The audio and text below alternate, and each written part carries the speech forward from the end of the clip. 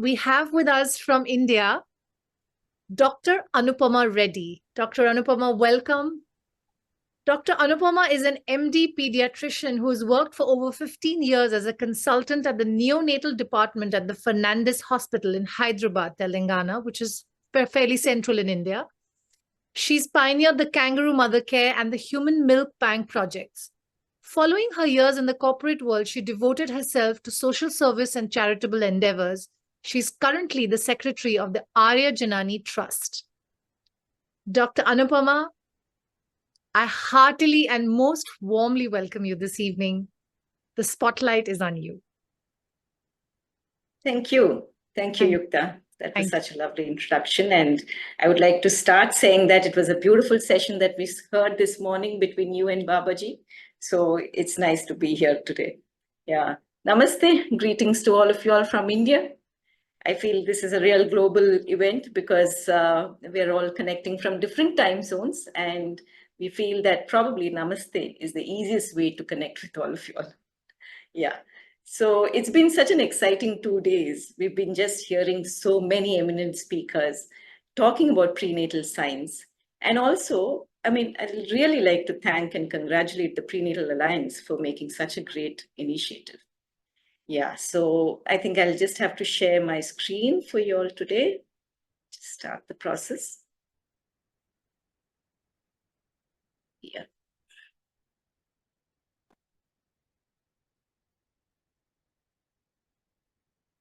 Yeah, so hoping you all can see it.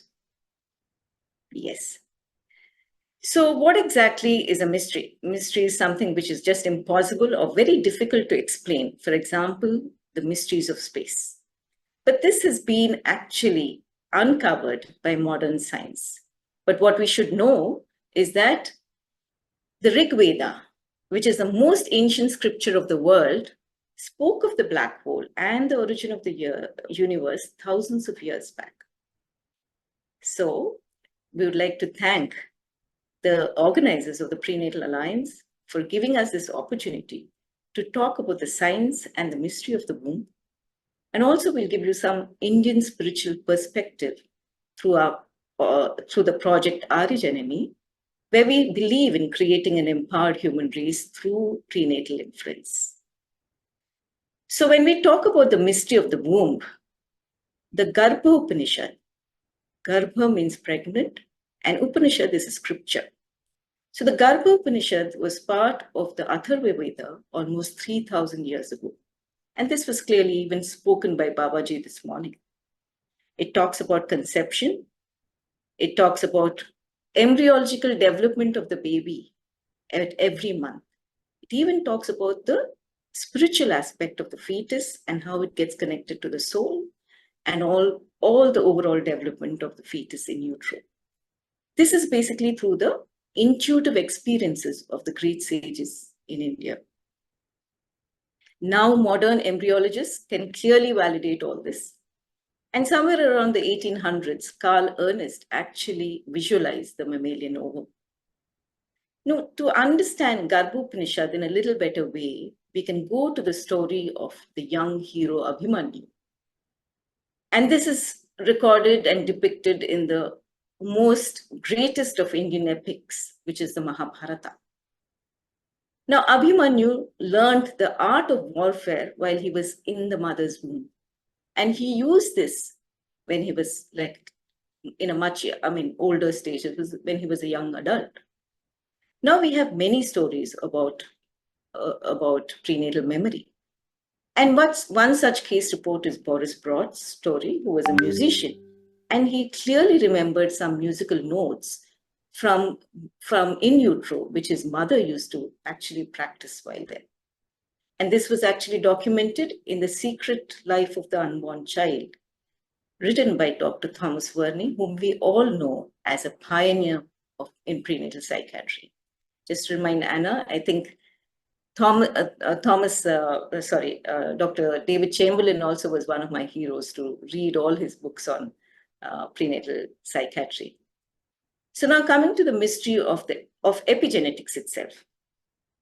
Here is a story of young Prahlada, whose parents were the greatest demons the world had ever known. But during pregnancy, Kayadu, his mother, was kept in the hermitage of the great sage Narada. Now, Narada had nothing more to say other than he would completely sing the glories of God. Lo and behold, Prahlada was born with divine qualities. Now, this goes to establish that epigenetics, that is the environment around the womb, had actually a much more powerful existence than even the genetic attributes. This is what modern science is telling us about epigenetics, which is an interplay between the genes and the environment. And this adaptation occurs through biological embedding, especially in the developing genome, that is the first 1,000 days of life from conception to 2 years. This environment could be positive or negative, for example, nutrition, environmental toxins, abusive behavior, maternal stress. Now, maternal stress has itself a lot of negative effects on the fetus in the form of preterm births, low birth weight, even the developmental and behavioral problems that children are facing today. There's an exponential increase of behavioral problems like autism, ADHD, stress disorders in children. And now what we know is these epigenetic changes are actually even inherited. This is a study which shows grandmaternal stress during pregnancy and DNA methylation is the biological mechanism by which actually stress can be transmitted through generations. All this laid the foundation of Aaryajanani. Janani means mother, and Aryan is a highly evolved soul, a child born out of prayer. This was initiated by the thoughts of a monk of the Ramakrishna order, which is a spiritual organization known all over the world. The idea is that by nurturing prenatal consciousness, we can create a great human being, which will naturally empower the human race. So a group of professionals got together as volunteers, and we made the elements of Aaryajanani. First, if you look at the scientific presentations, these are done by doctors, obstetricians, pediatricians.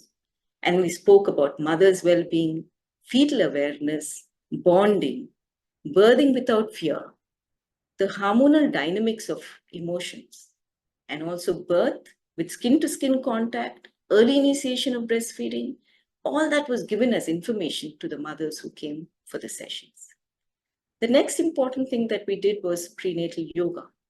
Prenatal yoga was done by the yoga therapist, very simple asanas and breath work, which we call as pranayama. Prenatal yoga has now clearly told us that it is known to decrease depression, anxiety, and even the anger scores. It increases the immunity of an individual by decreasing the salivary cortisol levels, increases the IgA levels.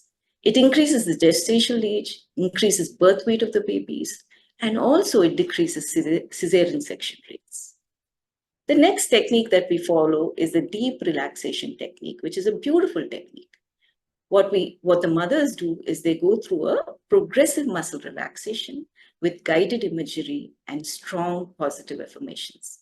This helps in the blood circulation and also known to control stress. But what we found was this process actually increases the bonding between the mother and baby. So now we'll go on to some of the spiritual exercises or the spiritual techniques that we follow in this process. And this improves the spiritual connection between the mother and baby as a single dyad. This is through soulful singing. These are from trained singers, and what we do is we sing beautiful compositions pertaining and looking at the higher intelligence, the higher energy that is God. And we know singing is a universal language. Definitely from heart rate studies, it's very clearly said that babies and fetuses actually enjoy soft music. It also helps in the brain development of the fetus. So what we do is we share chants with the mothers. And as we all are aware of the Om chanting, I would like to just show a video where this mother used Om chanting throughout her pregnancy. And she also used it during her delivery. And this is what she used when she wanted to calm down her 2-month-old baby who was unconsolably crying. Just like to show the video. No, Chitty, Chitty, Chitty, Erodama, Janet, Janet. Oh.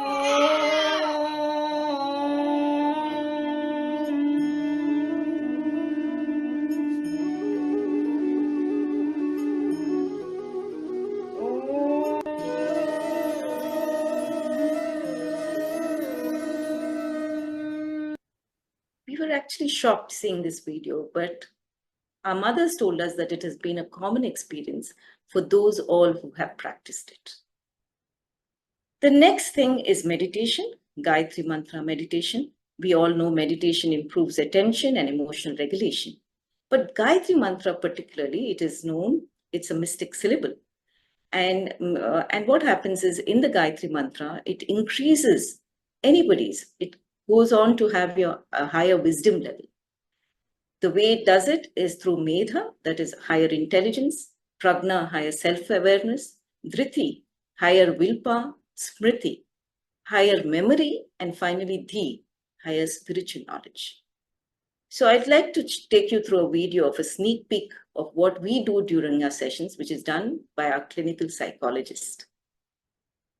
Om Bhurbhuvaswaha Tatsaviturvarenyam Bhargo Devasya Dhimahi Dhiyo Yona Prachodayat. Om. May I meditate on that supreme light which shines through the wakeful state, dream state, and deep sleep state. May I meditate on the splendor of that Lord. May that intelligence awaken my intellect for that purpose. This is the most calming and peaceful technique that we've got there. And Gayatri Mantra is a very universal mantra which can be used by everyone. Next is the Vedic storytelling. Stories are always very effective ways to communicate higher ideas. We talk about stories from the ancient Indian wisdom, and we also talk about birth stories of great heroes whom the mothers relate very well to. So they really get motivated and inspired by these stories to be able to create their own hero. Next is the interaction session. As you can see, our expectant couples are very, very interactive. They like to interact with the experts at every level and get their answers cleared during our sessions. The next important and effective technique that we use is what we call as the lifestyle session. And this is basically, we give them a simple diary, which they can use. We call it the pregnancy diary.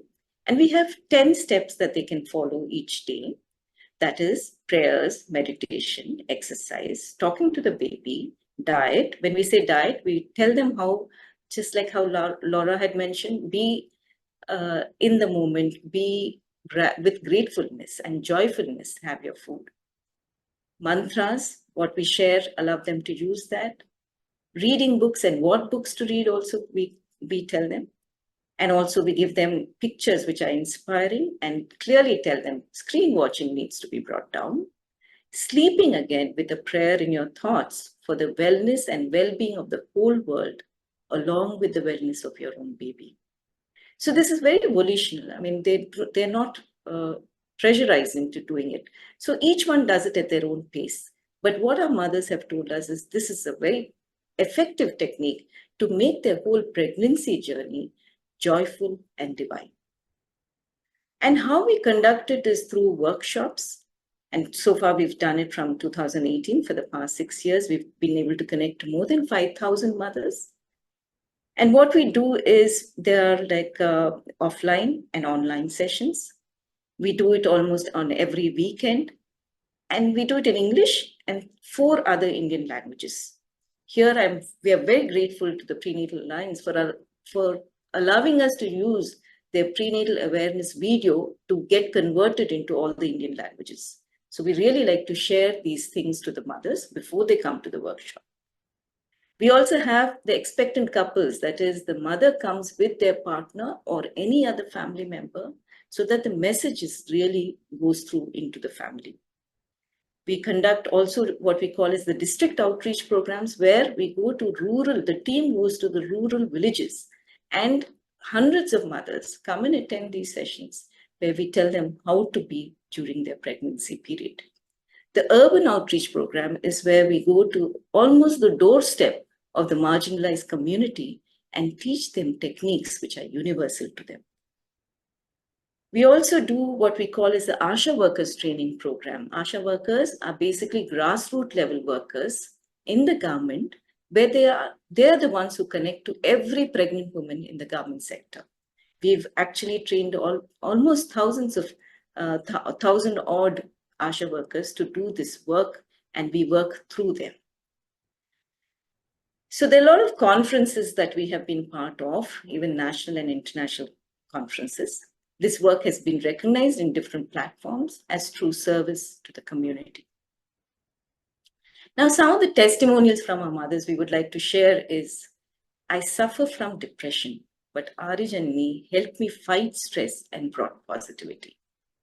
Mantras help my baby keep calm and keep us smiling when chanted. She becomes quiet and listens keenly. Aaryajanani imparts good morals and values in society through upcoming generation. Aaryajanani not only transforms babies, but also mothers like me who lost babies, had abortions, or got pregnant after difficulties. More than the testimonials from the mothers, our team gets inspired when we see these videos being sent by the mothers to us. We'd like to share a couple of videos. This is just a 3.5-year-old baby child. She was interested in playing chess, so now she's playing chess at the district level. And she's just 3.5 years. She was awarded as the best chess prodigy, and she was awarded as the youngest player for the state women chess championship.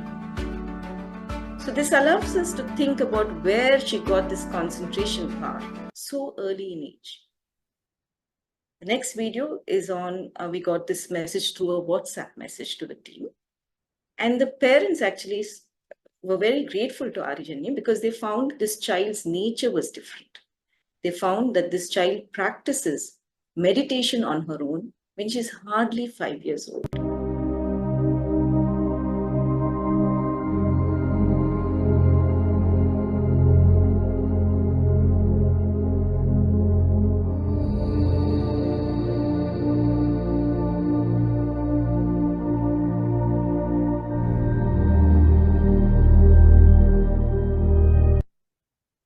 And to end, I mean, to let you know, there's a experience of our own. Just yesterday, we had an offline session, and we had this parents coming with their 6-month-old baby to show, I mean, after the delivery, to show the baby to the team. And we were all excited, but the baby was sleeping at that time. When the baby opened their eyes, there was no fear of the unknown surroundings around the baby. And she actually embraced all of us with an encompassing smile, almost like a Buddha. So I think that rewarded us in many ways, thinking that we are probably helping a little child there. I'd like to conclude with this quote by Swami Vivekananda, who is a saint who moved the world. On this quote is the basis and the philosophy of all our work. And he said this in his own words more than 100 years ago. He said, "It is the prenatal influence that gives the impetus for the child to do good or evil." He goes on to say, "Go to 100,000 colleges, read 1,000,000 books, associate yourself with the most learned men of the world. Better off when you're born with the right stamp." So thank you very much for all your patient listening.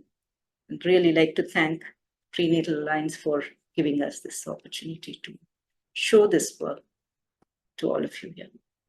Thank you. Dr. Reddy, I'm sure with the ancient wisdoms of India, as you mentioned, and as Babaji also said, with the Garva Upanishad, there is so much that we can go into.